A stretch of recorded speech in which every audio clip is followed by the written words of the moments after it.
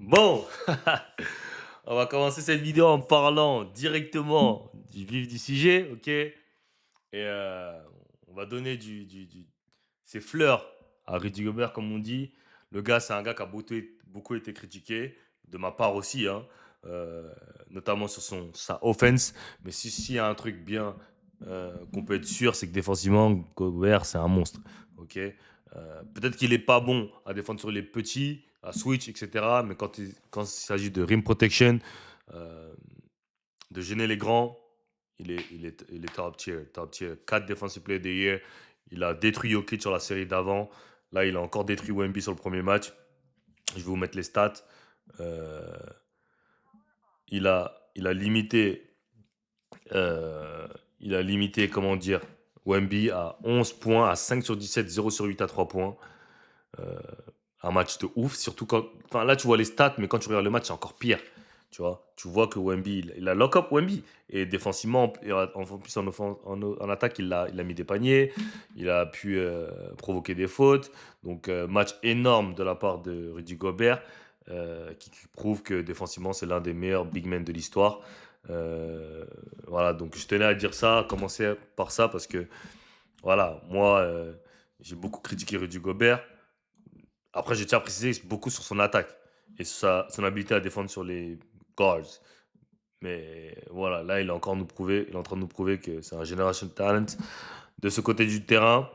Voilà, commençais à, voilà, je vous tenais à commencer par ça.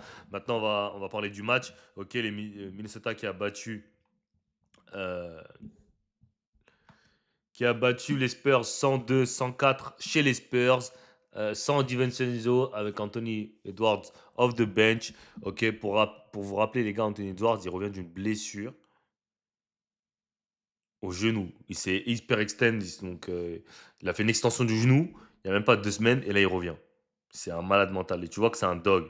Tu vois bien qu'il est pas, on voit bien qu'il est pas à son max, hein. Athlétiquement et tout, on le voit très bien qu'il est pas à son max. Mais le mec il vient, il donne tout, il lâche tout sur le terrain. Et j'ai vu qu'il y a des gens qui ont comparé avec Luka. Bon les gars, oui c'est pas pareil. Hamstring, euh, hamstring c'est comment dire, euh, ischio. Les ischios et les genoux, c'est pas pareil. Mais malgré tout, on sait que Rudy Gobert, enfin, Anthony Edwards, c'est un dog. On peut dire ce qu'on veut, c'est un dog. Et il est revenu Game 1. Et bien évidemment que sans lui, ils ne gagnent pas aujourd'hui, les Wolves. Donc voilà, il a été très très bon. On va aller voir ses stats. Donc Jalen McDaniels, il fait un gros match encore défensivement. Il est fort. Il finit à 7 sur 14 au tir. 16 points, 2 sur 2 lancés, défensivement un dog. Julius Randle, good game, même si moi, en fait, moi comme je dis, empty the club, ben, c'est les playoffs. On va pas demander d'avoir des bons pourcentages de ouf. Tu peux avoir un bon match même si tu as tourné, là il a tourné à 40% au tir. Pour moi, il a fait un bon match. Ok, il a pas fait un match exceptionnel, mais pour moi, il a fait un bon match. Donc, bonne performance de la part de Julius Randle. Rudy Gobert, big game. Ça se voit pas forcément sur les stats, hein, parce qu'il met 7 points, 10 rebonds, ce qui n'est pas énorme, mais il fait 4 interceptions, 3 assists et il a lock-up Wemby. Donc très très très bon game. Terrence Shannon Jr., good game aussi. Pour un mec, et c'est là que tu vois que eux, ces mecs-là, ils sont trop forts en fait, les Américains. Mentalement, etc. Bon, je vais encore parler de Rizaché parce que j'aime bien. Enfin, c'est un exemple, un top pick français qu'on a, un exemple récent. Mais tout le monde dit, ouais, il a pas son opportunité. Ouais, si, ouais, ça. Lui, Terrence Shannon, on lui a donné une fois. Bam. Il jouait pas. Les premiers matchs de playoff, il jouait quasiment pas. Boum, il y a des blessés, boum, l'a fait jouer, boum, il a explosé, boum, direct il taffe, boum, il taffe. Tu vois, les mecs, ils sont prêts en fait, direct, mentalement, ils sont prêts. Il n'y a pas de ouais, mais le coach. Terrence Shannon Jr., il expliquait que, genre, je sais pas si, pour ceux qui sont un peu familiers avec les matchs, qui regardent un peu les matchs de Timberwolves, mais vous pouvez voir Terrence Shannon Jr., quand il était en saison, toute la saison, il est dans le corner. Genre, c'est N qui a la balle, c'est DiVincenzo, voilà. Terrence Shannon, c'est dans le corner. Toute l'année, il a fait ça. Depuis qu'il est aux Wolves, il fait tout le temps ça. On l'envoie dans le corner, joue ton jeu. Genre, t'as la balle, shoot, cours en contre-attaque, mais genre, il a pas de ballon, il a pas de touch, rien. Bam, on l'a mis dans son rôle, qui est son vrai niveau. Enfin, c'est ça, quand il était à Illinois et tout, c'était ça. Il avait la balle dans les mains, agressif et tout. On lui donne juste l'opportunité, bam, il répond présent direct. Alors que c'est un mec qu'on a mis dans le corner toute l'année. Les mecs, ils se plaignent pas, ils savent que, gros, il y a Anthony Edwards devant moi. Tu veux que je dise quoi? Tu veux que je dise pourquoi j'ai pas les ballons dans les mains alors qu'il y a Anthony Edwards? Mais quand tu vas me donner l'opportunité, je serai prêt et je vais te montrer. Et c'est ça, pour moi, la plus grosse différence avec les Américains. Et tout ça, ça c'est même pas skills. Oui, les skills, c'est important. Mais avant tout, c'est le mental. C'est mentalement, ces mecs-là, ils sont trop au-dessus. Donc ça veut dire que tu leur donnes l'opportunité, ils disent, oh, j'attendais que ça, allez, boum, ils vont bousiller. Et voilà, grâce à ça, ils bousillent, quoi. Voilà, en fait, c'est comme Jalen McDaniels quand il dit, oh, bad defenders. Les gens, ils pensent qu'il dit ça en mode, il est arrogant, il essaie de faire le mec. Non, c'est vraiment ce qu'il pense. Genre, ils sont nuls en défense, ils peuvent pas nous garder. C'est ça. Parce que je sais pas si vous avez vu la déclaration de Terrence Allen Jr. Je vais essayer de voir sa déclaration, mais il dit, ouais, Wemby, il va... Attends, je vais essayer de trouver la déclaration exacte. Il dit, voilà, he's gonna have to block it every time. Regardez. You're gonna have to block it every time. I ain't gonna stop going downhill. It's different with Wimpy there. What is that like? Il lui dit c'est différent avec Wemby sur le terrain. Still attacking, you're still going.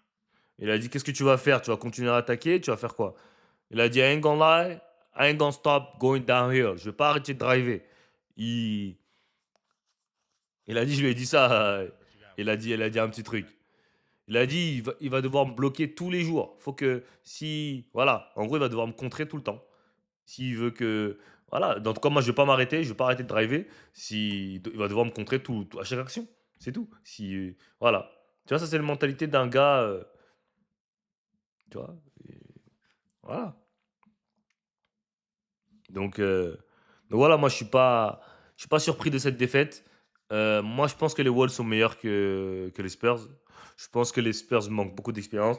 Je pense que Tyron Fox va tuer la dynastie. En fait, Adam Silver il a donné des cadeaux aux Spurs, mais les Spurs se sont tués eux-mêmes avec l'extension de Tyron Fox.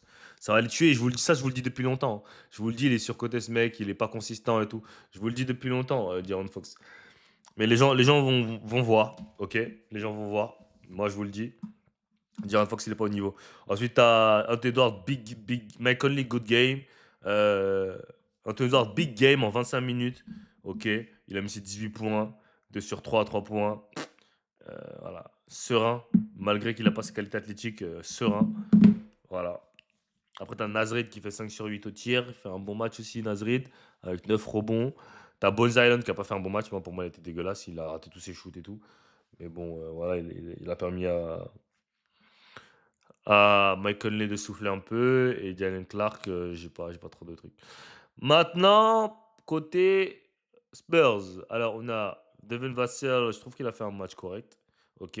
Mais encore une fois, comment dire?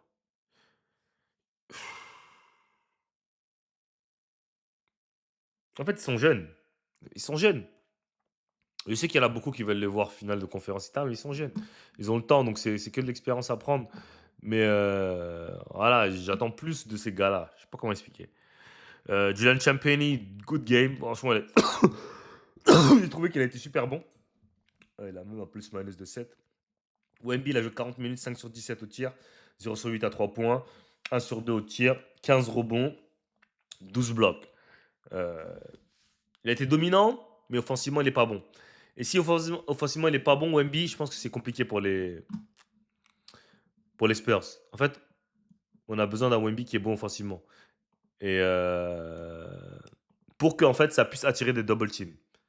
Parce que si Gobert le tient en contre 1, ça va être compliqué pour les Spurs. Il faut que les Wolves envoient des double teams, il faut que Wemby domine. Et s'ils n'envoient pas de double team, il faut que Wemby mette 40, 30, 35.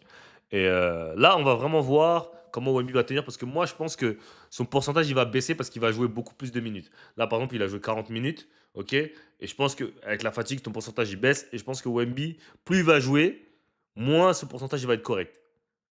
Là, il met pas de 3 points et tout. Euh, Moi, je pense vraiment que plus il joue, plus il va prendre de rebonds, plus il va faire de blocs, c'est sûr. Mais son portage au tir va dramatiquement baisser. Et ça, j'ai la ferme j'y crois fermement. D'Aaron Fox dégueulasse, trash. Voilà, trash. Trash, je sais même pas, voilà, trash. Il met 10 points, nul à chier, 6 pertes de balles, horrible, horrible. Non, il fait 3 pertes de balles, pardon. C'est Stéphane. Non, attends, il fait combien? Ouais, ouais, 6 pertes de balles. Horrible, horrible, horrible, horrible. Moins 13, plus mauvais, plus minus de l'équipe. Horrible. Mais bon, les Spurs sont obligés de rester avec lui parce qu'il va toucher 60 millions, donc c'est pas comme si ils pouvaient le bencher, hein, parce que normalement, ils devraient faire jouer Jalen Harper 35 minutes, 40 minutes et De'Aaron Fox. Mais bon, ils vont pas le faire parce que ça n'a pas de sens. Ok. Stéphane Castle qui finit à 4 sur 8, 3 sur 5 à 3 points, 6 sur 8 lancés. Bon game, mais j'attends plus. J'attends pas jusqu'à 8 tirs. Ouais, 15 tirs. Surtout quand De'Aaron Fox n'est pas bon. Voilà, De'Aaron Fox, ça peut pas être ton deuxième, le gars qui prend le plus de tirs. Je sais, il va sortir un bon match sur la série, mais sur le long terme, c'est pas bon, De'Aaron Fox. C'est pas le meilleur qu'il vous faut. Ok, Dylan Harper, big game, gros game, hein, il fait 4 rebonds, 4 assists, 18 points, sortie de banc. Franchement, j'ai rien à dire. Keldon Johnson, les gens vont dire qu'il a fait un mauvais match. Moi, je trouvais qu'il a été correct. Les gens vont dire, ouais, tu vois, et tout. Moi, je trouvais qu'il après, les deux autres, j'ai rien à dire. Mais bon, la clé, voilà, après, la série, elle n'est pas terminée, hein, il y a qu'un 0. Mais les clés pour cette série, pour les Spurs, pour moi, ça va être un plus gros Wemby. Et ça va être de l'apport des role-players. Voilà. Et surtout, De'Aaron Fox.